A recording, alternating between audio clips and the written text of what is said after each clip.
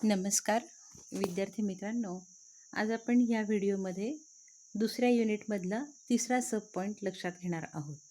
तिसऱ्या सब पॉईंटचं नाव आहे general objective for teaching of geography, म्हणजेच भूगोल अध्यापनाची सर्वसामान्य उद्दिष्टे. असा हा जो तिसऱ्या क्रमांकाचा जो भाग आहे तो आपण लक्षात घेणार आहोत. मग याला आपण मराठीमध्ये आपण असं कन्व्हर्ट केलं होतं की भूगोल अध्यापनाची सर्वसामान्य उद्दिष्टे, किंवा कधीकधी यालाच हेतूसुद्धा म्हटलं जातं. म्हणजे 2.3 जो आहे तो आपण भूगोल अध्यापनाची सर्वसामान्य उद्दिष्टे किंवा हेतू या दृष्टिकोनातनं लक्षात घेणार आहोत. मग ही जी काही भूगोल अध्यापनाची सर्वसामान्य उद्दिष्टे आहेत ही एकूण 3 आहेत. तर ह्या 3 उद्दिष्टांपैकी सगळ्यात पहिलं उद्दिष्ट इथे लक्षात येतं ते म्हणजे उपयुक्तता. मग इथे आपल्याला उपयुक्तता हा जो हेतू आहे किंवा उद्दिष्ट आहे ते ह्या दृष्टिकोनातनं लक्षात घ्यायचं आहे की भूगोल अध्यापन आपण जे करतो तर त्या भूगोल अध्यापनाची नेमकी उपयुक्तता काय आहे. आपण मागच्या व्हिडिओमध्ये लक्षात घेतलं होतं की भूगोल अध्यापनाचं महत्त्व किंवा गरज. मग त्यामध्येही आपण हे स्पष्ट केलं की भूगोल हा जो विषय आहे हा सर्व क्षेत्रांना स्पर्श केलेला विषय आहे. म्हणजेच काय, तर भूगोल अध्यापन जे आहे तर या भूगोल अध्यापनातनं जवळजवळ सर्वच क्षेत्रांमध्ये किंवा सर्वच क्षेत्रांचा अभ्यास हा यामधनं होत असतो. आपण कोणतेही एक क्षेत्र घ्या, या क्षेत्रामध्ये भूगोलाचा अभ्यास आहे हे आपल्याला लक्षात येतं. उदाहरणार्थ आपण संरक्षणशास्त्र घेऊया किंवा संरक्षण हे क्षेत्र घेऊया. आपल्या सर्वांना माहिती की आपण 3 दल जे आहेत संरक्षण क्षेत्रातले तर ते खूप महत्त्वाचे आहे असं म्हणतो. उदाहरणार्थ सैन्य दल असेल, वायुदल आहे किंवा नौदल, या तीनही दलांच्या मार्फत आपल्या संपूर्ण देशाचं संरक्षण होत असतं. मग या प्रत्येक दलासाठी भूगोल हा विषय अत्यंत महत्त्वाचा आहे असं लक्षात येतं. तुम्ही भूदल जे म्हणतात तर यामध्ये जेही काही सैनिक असतात तर ते पर्वत, पठार, मैदान या किंवा मग आणखी हवामान या सर्व गोष्टींचा अभ्यास ते करत असतात आणि मगच नंतर त्यांची जी काही चाल असेल किंवा जेही काही त्यांचं कार्य असेल तर ते निश्चित करत असतात. तर एकंदरीत काय आहे की भूगोल हा जो विषय आहे हा संरक्षण क्षेत्रात महत्त्वाचा आहे. केवळ भूदलच नाही तर नौदलात सुद्धा हवामानासाठी खूप महत्त्वाचा भाग आहे. आणि हे जे काही हवामान आहे हे भूगोल विषयाची आवड असलेल्याला किंवा मग ज्याला भूगोलाचं ज्ञान आहे त्यालाच चांगल्या प्रकारे समजतं. म्हणून या क्षेत्रामध्ये भूगोल विषयाची खूप महत्त्व आहे किंवा भूगोल विषयाचं उपयुक्तता आपल्याला सिद्ध करता येतं. मग आपण हे संरक्षण क्षेत्रातलं लक्षात घेतलं. पण तुम्ही कोणत्याही क्षेत्रामध्ये विचार करा तर या प्रत्येक क्षेत्रामध्ये भूगोलाचा अभ्यास हा खूप महत्त्वाचा आहे हे लक्षात येतं.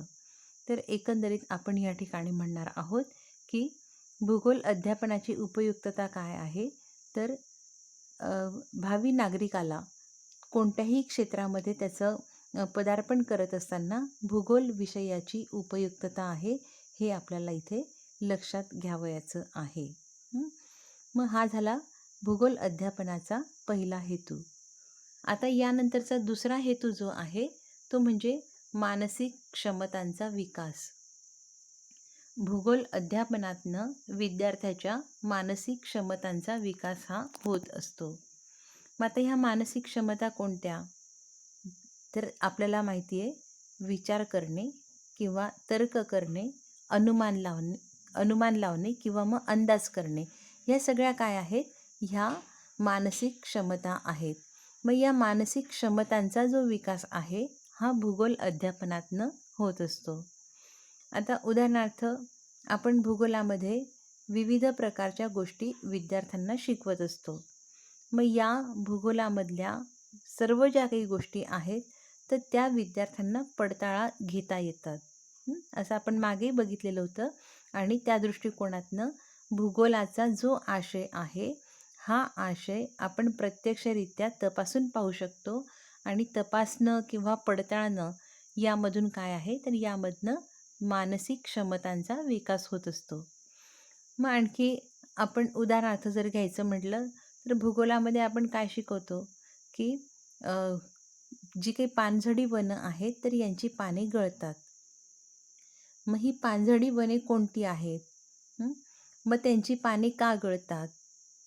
त्या ते पानं कधी गळतात? या सर्व गोष्टींचा विचार विद्यार्थ्याला भूगोलामधनं प्राप्त होत असतो. म्हणजेच काय आहे की का, कसं, कधी हे जे काही प्रश्न आहेत तर हे विद्यार्थ्यांच्या मानसिक क्षमतांचा विकास करत असतात.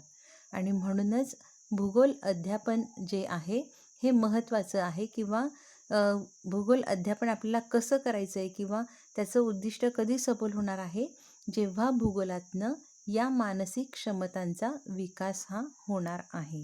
हं. आपण म्हणतो की आपली जी काही पृथ्वी आहे ही पृथ्वी स्वतःच्या आसाभोवती फिरते. मग आता ही स्वतःच्या आसाभोवती कशी फिरत असेल? तर यासाठी विविध प्रकारचे प्रयोग शिक्षकांनी वर्गामध्ये करून दाखवायचे आहेत. एखादी तुम्ही गोल आकाराची वस्तू आहे किंवा साधी आपली बांगडी आहे. ही जर आपण गोल फिरवून दाखवली तर यामध्ये जो वरचं टोक आहे त्या बांगडीचं आणि खालचं टोक आहे, हे दोन्हींना जोडणारी एक सरळ रेषा आपल्याला दिसते. मग ही सरळ रेषा जी आहे याला आपण पृथ्वीचा आस असं विद्यार्थ्यांना सांगायचं आहे, की कोणतीही गोल वस्तू जी आहे ही जर स्वतःभोवती फिरत असेल तर त्यामध्ये एक आस निर्माण होतो आणि असंच आपल्या पृथ्वीच्याही भोवती हा आस निर्माण झालेला आहे. हं? म्हणजे यातनं काय आहे की विचार करण्याची जी क्षमता आहे ही विद्यार्थ्यांची विकसित होणार आहे. हं? जसं आपण म्हणतो की पृथ्वीवरती गुरुत्वाकर्षण शक्ती ही निर्माण झाली. मग ही गुरुत्वाकर्षण शक्ती का निर्माण झाली असेल? ह्याचा विचार आपण मुलांना करायला लावायचा आहे. छोटे-छोटे प्रयोग जे आहेत भूगोलातले, हे त्यांना करून दाखवायचे आहेत. हवेला वजन असतं. मग हे कसं असतं? आपण सायकल चालवत असताना किंवा आपण जर जात आहोत, पायी चालत जात आहोत आणि जर उलट वारा असेल, तर तो आपल्याला मागे खेचतो. हा मागे खेचतो म्हणजेच काय आहे, की हवेला दाब आहे किंवा हवेला वजन आहे. असं आपण या ठिकाणी छोट्या-छोट्या गोष्टीतनं प्रकट करायचं आहे. तर या भूगोलाच्या अध्यापनातनं काय होतं, की मुलांची ही जी विचार करण्याची सवय आहे, ही विकसित होते. म्हणजेच काय तर मानसिक क्षमतांचा विकास होतो. विद्यार्थी अनेक गोष्टींवरनं अनुमान लावतात. आपण विद्यार्थ्यांना भूगोलामध्ये शिकवतो, की आपण जसं-जसं उंच जावं तसं-तसं तापमान हे कमी होत जातं. मग हे जे काही कमी होणारं तापमान आहे, जसं आपण उंच गेलं तसं, तर मग हे किती उंचीवर असेल किंवा मग आपल्या भागामध्ये जी काही उंच भाग आहे किंवा एखादी विद्यार्थी सहज उंच टेकडीवर चढला, तर त्याला तिथे पण जाणवेल, की या ठिकाणचं तापमान जे आहे ते खालच्यापेक्षा थोडं थंड आहे. म्हणजे हा जो विद्यार्थी आहे हा भूगोलाच्या अभ्यासाचा अशा स्वरूपामध्ये उपयोग करू शकतो. किंवा मग पर्जन्य कशा स्वरूपामध्ये पडतं किंवा कसं निर्माण होतं हे आपण घरामध्ये विविध प्रकारच्या उपकरणांच्या माध्यमातून असेल किंवा मग आणखी छोट्या प्रयोगातनं विद्यार्थ्यांना करून दाखवू शकतो. तर अशा रीतीने या सर्व ज्या काही गोष्टी आहेत तर या भूगोलाच्या अध्यापनातनं होत असतात. म्हणजेच काय तर विद्यार्थ्यांच्या ज्या काही मानसिक क्षमता आहेत त्यांचा विकास हा भूगोलाच्या अध्यापनातनं होत असतो. आणि म्हणून हे जे उद्दिष्ट आहे हे उद्दिष्ट पूर्ण करण्याच्या दृष्टिकोनातनं शिक्षकाचं अध्यापन असणं गरजेचं आहे.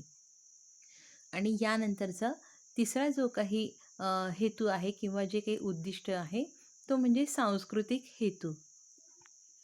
सांस्कृतिक हेतू म्हणजे काय की भूगोल या विषयाची आपल्याला दैनंदिन जीवनामध्ये किती आवश्यकता आहे हे दर्शविणारा आहे. अगदी सकाळी उठल्यापासून रात्री निजेपर्यंतच्या तुम्ही म्हणजे ज्या काही दिनचर्या असेल किंवा ज्या काही कृती आहेत तुम्ही त्या लिहून काढा. तर त्या प्रत्येक कृतीमध्ये कुठे ना कुठे भूगोलाचा अभ्यास आहे हे आपल्याला लक्षात येतं. उदाहरणार्थ आपण सकाळी उठल्यानंतर सूर्य हा कधी उगवला हे निश्चित करा. म्हणजे सूर्योदय कधी होतो ही घटना भूगोलाच्या संदर्भातली आहे. किंवा मग आणखी अ, थोडंसं आपण व्यायाम करायला गेलो तर आपली जी काही सावली आहे ही सावली कोणत्या दिशेला पडते, तर ही सावली कोणत्या दिशेला पडणार किंवा सूर्य कोणत्या दिशेला उगवतो. तर ह्या दिशांचं असेल किंवा मग ह्या सावलीवरनं आता किती वाजले असतील. हं? किंवा मग आणखी अ, जर आपल्या डोक्यावर सूर्य आलेला असेल त्यावेळी किती वाजलेले असतील. या सर्व ज्या गोष्टी आहेत ह्या भूगोलाच्या संदर्भातल्या आहेत. हं? किंवा मग आणखी आपण सकाळी उठल्यानंतर पेपर येतो आणि आपण हा पेपर वाचतो किंवा ज्याला आपण वर्तमानपत्र म्हणतो. ह्या वर्तमानपत्राचं वाचन करत असताना त्यामध्ये दररोजचं तापमान दिलेलं असतं. जर पावसाळा असेल तर तिथे पर्जन्य दिलेलं असतं. मग हे कशामध्ये मोजतात? अंश सेल्सिअसमध्ये तापमान मोजलं जातं किंवा मग सेंटीमीटर किंवा मिलीमीटरमध्ये पर्जन्य जे आहे हे पर्जन्य सांगितलं जातं. मग हे पर्जन्य कसं मोजायचं, हे तापमान कसं मोजायचं, हे सर्व भूगोलामध्ये शिकविलं जातं किंवा भूगोलामध्ये अभ्यासलं जातं. म्हणून या दैनंदिन जीवनामध्ये आपल्याला काय लक्षात येतं, की भूगोलाचा अभ्यास हा लपलेला आहे आणि म्हणून सांस्कृतिक हेतू जो आहे, तर त्या दृष्टिकोनातनं भूगोल हा अभ्यासला जातो, असं इथे आपल्याला सांगता येतं. आपण वर्तमानपत्राचं उदाहरण घेतलं होतं किंवा वर्तमानपत्राचा आपण विषय करत आहोत. तर वर्तमानपत्रामध्ये विविध प्रकारचे बाजारभाव दिलेले असतात. या बाजारभावांमध्ये सुद्धा आपल्याला कळतं की सध्या कोणत्या याचा सीझन चालला आहे. हं? कोणतं उत्पादन हे खूप मोठ्या प्रमाणात होतं किंवा आपल्याला कोणती गोष्ट आयात करावी लागलेली आहे. आपण कोणत्या गोष्टीचं निर्यात करत आहोत. हे सगळं व्यापार या पानावरती आपल्याला पाहायला मिळतं. मग यामधून सुद्धा आपण आपल्याकडे म्हणजे कुठलं पीक हे मुबलक प्रमाणात होतं, कोणतं खनिज हे मुबलक आहे किंवा उद्योगधंदे हे किती विकसित होत आहेत. या सर्वांचा अभ्यास भूगोलामध्ये होत असतो आणि म्हणूनच आपण काय म्हणतो, की हे जे काही पेज आहे व्यापार, तर हे व्यापाराचं पेज कोणाला जास्त समजतं, की ज्याचा भूगोलाचा अभ्यास हा चांगला आहे. म्हणून साधं वर्तमानपत्र जरी आपण वाचत असू, तर या वर्तमानपत्रातल्या काही गोष्टी ज्या आहेत, तर ह्या भूगोलाच्या अभ्यासाशी संबंधित आहे. आणि म्हणून आपण आपल्या दिनचर्येतल्या अनेक गोष्टी जर आपण लक्षात घेतल्या, तर त्या भूगोलाशी संबंधित आहे. साधं आपण मार्केटलाही गेलो, तर मार्केटमध्ये कोणती कोणती फळं आलेली आहेत, या फळांवरनं आपल्याला तो सीझन कुठला चाललेला आहे, हे समजतं. आणि हा जो काही ऋतू आहे, तर हा आपल्या भूगोलामध्ये शिकवला जातो किंवा भूगोलामध्ये आपण शेतीचे विविध प्रकार शिकवतो. मंडई शेती काय आहे किंवा पायऱ्यांची शेती काय आहे, मळ्याची शेती कशाला म्हणतात. तर हे सगळे आपल्या दैनंदिन घडामोडीतले विषय आहे आणि म्हणूनच आपण या ठिकाणी काय म्हणू शकतो, की भूगोलाचा जो काही अभ्यास आहे, तर हा भूगोलाचा अभ्यास दैनंदिन जीवनाशी संबंधित आहे. सांस्कृतिक हेतू म्हणजे काय, की तर आपल्या दैनंदिन घडामोडीशी संबंधित हा भूगोलाचा विषय आहे.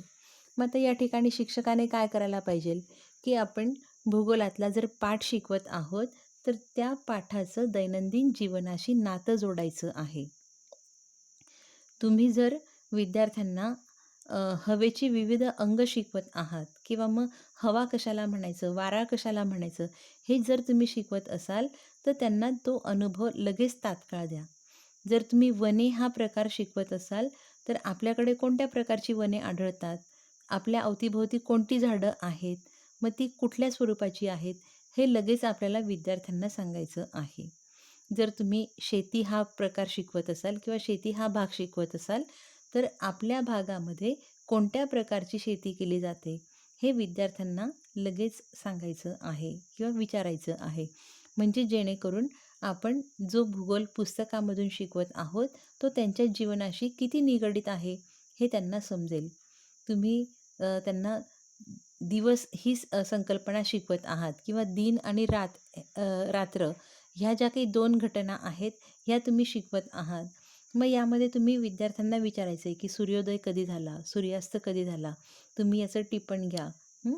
किंवा मग तुम्हाला जे वर्तमानपत्रामध्ये दिसतंय ते खरंच घडतंय का? ते कोणत्या शहरावरती आहे? समजा आपण चतुर्थी करतो, संकष्टी करतो आपल्या घरामध्ये. तर मग विद्यार्थ्यांना सांगायचं आहे, की मग ह्या संकष्टीच्या दिवशी चंद्रोदय हा कधी होणार आहे, याचं आवर्जून पेपरला येत असतं, वर्तमानपत्रात येत असतं किंवा आता मोबाईलमध्ये येत असतं की चंद्रोदय हा अमक्या वेळी आहे. मग हा खरंच त्यावेळी होतं का? की हा कोणत्या शहरावरचं त्यांनी दिलेलं आहे? आपल्या या ठिकाणी हा चंद्रोदय कधी होणार आहे? तर एकंदरीत काय आहे की तुम्ही जो भूगोल विद्यार्थ्यांना पुस्तकामध्ये शिकवणार आहात, तर त्या पुस्तकाचा सांस्कृतिक हेतू जो आहे तर तो इथे पूर्ण करायचा आहे. म्हणजे तुम्ही कोणताही घटक शिकवा, तर त्या घटकाशी जीवनाचं जे काही नातं आहे, तर ते आपल्याला जोडायचं आहे शिक्षक या नात्याने. तर एकंदरीत भूगोल अध्यापनाचे हे 3 हेतू इथे सांगितले जातात. पहिला हेतू आपण लक्षात घेतला होता उपयुक्तता. यामध्ये लक्षात घेतलं होतं की तुम्ही कोणत्याही क्षेत्राचा अभ्यास करा, त्या ठिकाणी तुम्हाला भूगोलाचा अभ्यास लागतो. साधं आपण घरही बांधायचं म्हटलं तर ह्या घराचा नकाशा तयार करताना आपल्याला दिशा लागतात. तर कुठलाही तुम्ही क्षेत्र घ्या, त्या क्षेत्रामध्ये भूगोलाची उपयुक्तता आहे असं आपण लक्षात घेतो. दुसरं आपण मानसिक क्षमतांचा विकास हा हेतू बघितलेला होता की भूगोलामधल्या प्रत्येक संकल्पनांमधनं का, कसं, किती, कधी, केव्हा या सगळ्या प्रश्नांचं उत्तर हे जर आपण विद्यार्थ्यांच्या दृष्टिकोनातनं लक्षात घेतलं किंवा असे प्रश्न जर त्यांना विचारले, तर त्यामधून विद्यार्थ्यांच्या मानसिक क्षमतांचा विकास हा होणार आहे.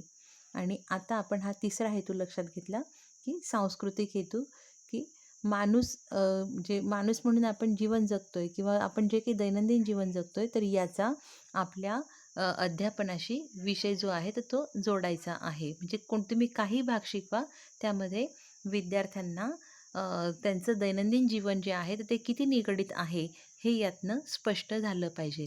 तर अशा रीतीने हे 3 हेतू आपण भूगोल अध्यापनाचे लक्षात घेणार आहोत.